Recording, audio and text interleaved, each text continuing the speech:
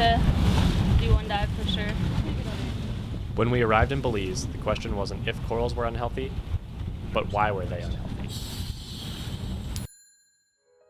Our goal was to see how corals acclimatize to different environments. With 10 days and 15 sites spanning the coast of Belize, it was going to take a team of 6 scientists working non-stop.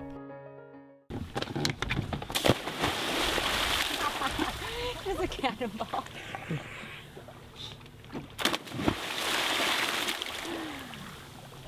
It doesn't have a lot of boulder corals. Yeah, that's why I don't like this stuff. I don't think so because that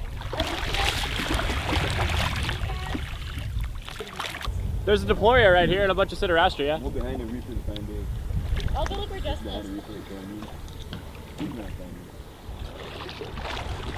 Yeah, that's what I wanted. The first step at every site was to scout each reef. Before coming to Belize, we had divided the lagoonal reef area into 3 temperature categories, which means we still had to make sure we were on viable reefs. This is really deep. No, like reef cap at like 2 feet. Seagrass at every site. What do you think, Carl? Why don't you go take a look, man? I see mostly, well, I don't see like faviola and all that stuff, but it's fine. Scouting allowed us to zoom in from a large unknown area to a specific reef, allowing us to survey each site.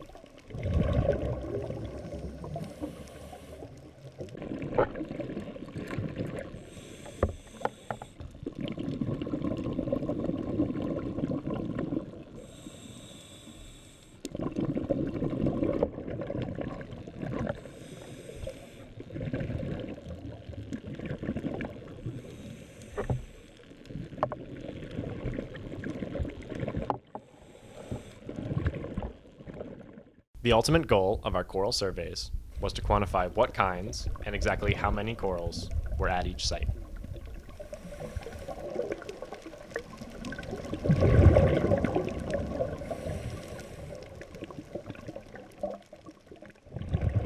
Surveying underwater, of course, had its challenges. And with our goal of 15 sites in 10 days, our challenges were above and below the surface. We just finished our second site of the day. We sampled a low site and a moderate variability site. The weather hasn't been super cooperative. Surge was really high. Sedimentation was kind of high today. Out here right now. Yeah. Oh wait, what happened to the nice conditions? I'm picking a site where it's flat. But we got our work done. We collected our samples. We did our surveys.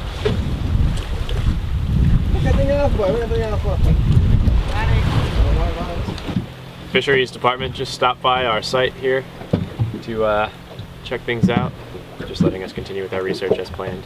We do have the right permit, so everything is totally above board. What happened, guys? I am on this. Well, it seems like we locked ourselves out of the car. Well, I locked us out of the car. For yourself, man. It meant late nights of prep, early morning boat rides, eating whatever we could on the boat, and dealing with some not so nice days.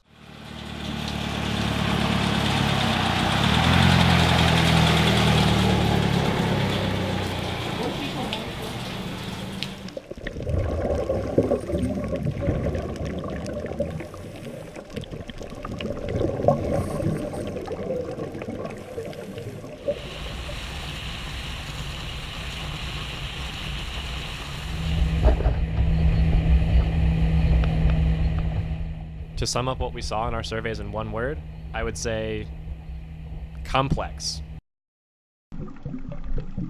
For every beautiful reef we saw a reef taken over by algae. For every algae-dominated reef, a reef full of color. Each site just seemed to lead to more questions.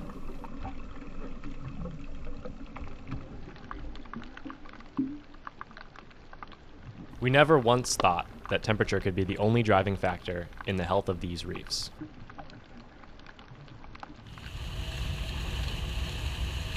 But what else? Nutrients? DNA expression? Our only answer was to study more.